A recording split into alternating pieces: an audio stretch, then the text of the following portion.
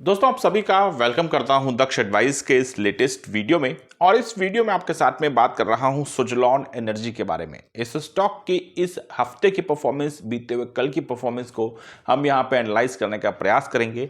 एक बड़ी गिरावट इस स्टॉक के अंदर हमको देखने को मिली है, ना सिर्फ इस हफ्ते के अंदर बल्कि मैं कह सकता हूं कि पिछले लंबे समय से, जिसका प्रभाव ये रहा कि स्टॉक अपने 52 वीक के लोएस्ट नंबर के करीब पहुंचता दिखाई पड़ रहा है। जितने भी गेन्स इस स्टॉक के द्वारा लास्ट ईयर में कमाए गए थे, पिछले 12 महीनों में कमाए गए थे, वो सब के सब यहां से वापस से रफू चक्कर होते दिखाई पड़ रहे हैं। इन सब के बारे में आपके साथ में यहां पे बात करने का प्रयास करूंगा, लेकिन आपके साथ में शुरुआत में कहना जरूर से ध्यान रखूंगा कि ये वीडियो आपके साथ में रिकमेंडेशन के बेसिस पे डिस्कस नहीं किया जा रहा है। मैं सेबी का रजिस्टर्ड एनालिस्ट नहीं हूं। किसी भी आधार पर आपको स्टॉक को खरीदने या फिर बेचने की सलाह देना ये मेरा काम नहीं है।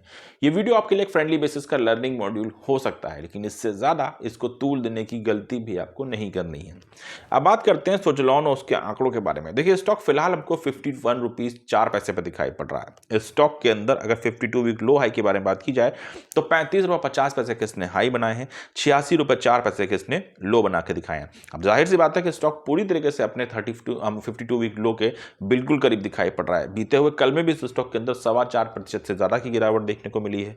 बीते हुए अगर हम हफ्ते के बारे में बात करें तो स्टॉक में ऑलमोस्ट हमको 6% के आसपास की गिरावट देखने को मिली है। थोड़ी बहुत रिकवरी का प्रयास स्टॉक बार बार कर रहा है, लेकिन वो नंबर्स रिकवर होते हुए नजर नहीं आए हैं। यहां पे जो दिक्कत भरी चीजें स्टॉक के अंदर हमको देखने को मिल रही है वो एक नहीं दो हैं। अगर मैं पहले रीजन के बारे में आपसे बात करूं तो वो रीजन तो मैं आपके साथ में आज की डेट में जिस भी स्टॉक की परफॉर्मेंस को रिव्यू करूंगा वहां उसके बारे में बोलूंगा। इंटरनेशनल लेवल पे डोनाल्ड ट्रंप के द्वारा जो टैरिफ का जो जाल फैलाया गया है उसका इंपैक्ट हमको पूरे बाजार पर देखने को मिल रहा है। उसमें आपके लिए कोई भी स्टॉक बचेगा नहीं, कोई मार्केट नहीं बचेगी, कोई देश, कोई कंटेंट नहीं बचेगा।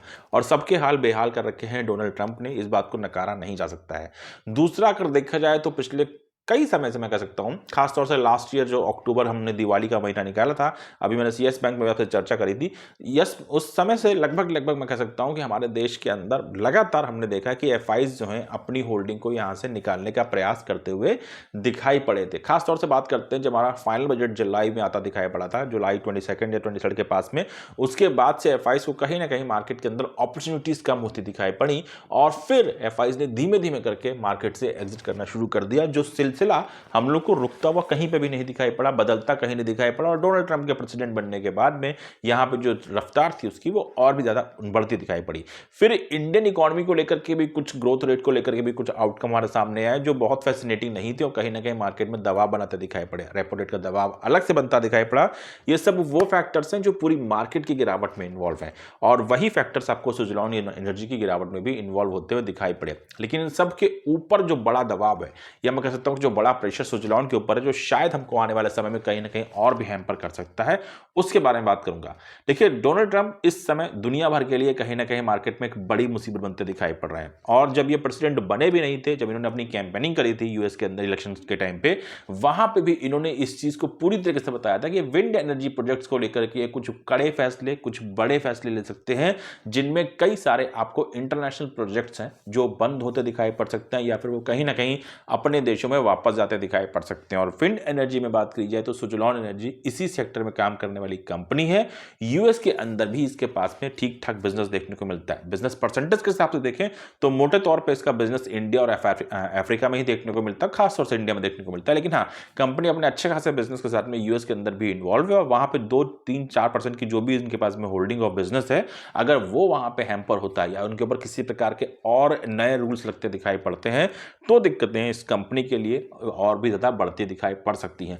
ये एक दूसरा बड़ा प्रेशर है जो जिस प्रकार से टैरिफ्स बढ़ते हमने देखे हैं, उसके बाद में कहीं ना कहीं ऐसे स्टॉक्स के लिए और भी चिंता बनते दिखाई पड़ रहा है। खासतौर से विंड एनर्जी प्रोजेक्ट्स के लिए ये इंटरनेशनल मार्केट के अंदर एक बड़ा, मुझे लगता है कि दिक्कत, एक बड़ा प्रेशर क्रिएट कर सकते हैं। तो मैं कहूंगा कि यूएस के अंदर का जो इस समय हलचल देखने को मिल रही है उससे प्रभावित तो दुनिया भर के बाजार हैं, लेकिन सुजलॉन एनर्जी जैसे स्टॉक्स जो हैं वो कहीं ना कहीं मार्केट के अंदर डबल प्रेशर, डबल दबाव को झेलते हुए यहां पर हमको हमको दिखाई पड़ रहे हैं और ये फैक्टर्स फिलहाल मैं कह सकता हूं कि स्टॉक के लिए बहुत अच्छा देखने को नहीं मिल रहा है। कंपनी के परफॉर्मेंस के ऊपर मुझे कोई सवाल नहीं है, मुझे इसकी परफॉर्मेंस काफ़ी बढ़िया दिखाई पड़ती है। पिछले 5-6 सालों में स्टॉक ने रिकॉर्ड लेवल पर अपनी तेज़ी दिखाई है। इसको मैं आपके साथ में डिटेल में कई बार स्टडी कर चुका हूँ, लेकिन क्योंकि वो वीडियोज़ फिलहाल अब अवेलेबल नहीं है, मैं आपके साथ में इस स्टॉक को वापस से आने वाले कल यानी संडे को फिर से एक बार रिसर्च के आधार पर पूरी तरीके से एनालाइज करने का प्रयास करूंगा। लेकिन वो बातें अलग हैं। अगर अभी परफॉर्मेंस के आधार पर देखा जाए तो स्टॉक प्राइस एक्शन के आधार पर हमको काफ़ी टूटता हुआ दिखाई पड़ा है।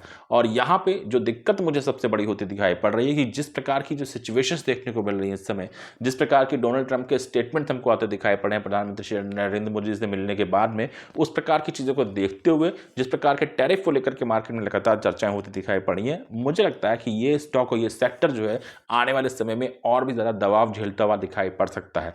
तो यहाँ पे डर है या नहीं है वो अलग बात है, लेकिन हाँ, कहीं ना कहीं एक सॉलिड स्ट्रैटेजी की आवश्यकता हम सबको मार्केट के अंदर पड़ने वाली है अगर हम ऐसे किसी भी स्टॉक के अंदर इन्वॉल्व हैं। और खासतौर से अगर मैं सुज़लॉन के बारे में बात करूं तो मुझे लगता है कि ये स्टॉक मार्केट में आने वाले समय में, आने वाले हफ्तों में और भी प्रेशर हमको दिखा सकता है अगर मार्केट के अंदर किसी प्रकार की रिकवरी आने की उम्मीदें नहीं जगती हैं। तो ये थोड़ा सा मुझे लगता है कि हमको एक एक्स्ट्रा अलर्ट के बारे में ज़रूर संकेत देता है, जो मैं आपसे रिक्वेस्ट करूंगा कि अपने फाइनेंशियल एडवाइजर से भी डिस्कस कीजिएगा, इस वीडियो को भी अपने फाइनेंशियल एडवाइजर से डिस्कस कीजिएगा। नहीं है कोई फाइनेंशियल एडवाइजर तो अपनी स्टडी में इसको शामिल करने का प्रयास कीजिएगा। बस ध्यान रखिएगा कि वीडियो का उपयोग अपनी रिसर्च, अपनी स्टडी के लिए तो आप चाहे कर सकते हैं, ट्रेडिंग या इन्वेस्टमेंट के लिए किसी प्रकार से इस वीडियो का उपयोग न करें। और दूसरा, कोई भी काम मार्केट में करें वो अपनी जिम्मेदारी, अपनी रिस्पॉन्सिबिलिटी के आधार पर ही करें।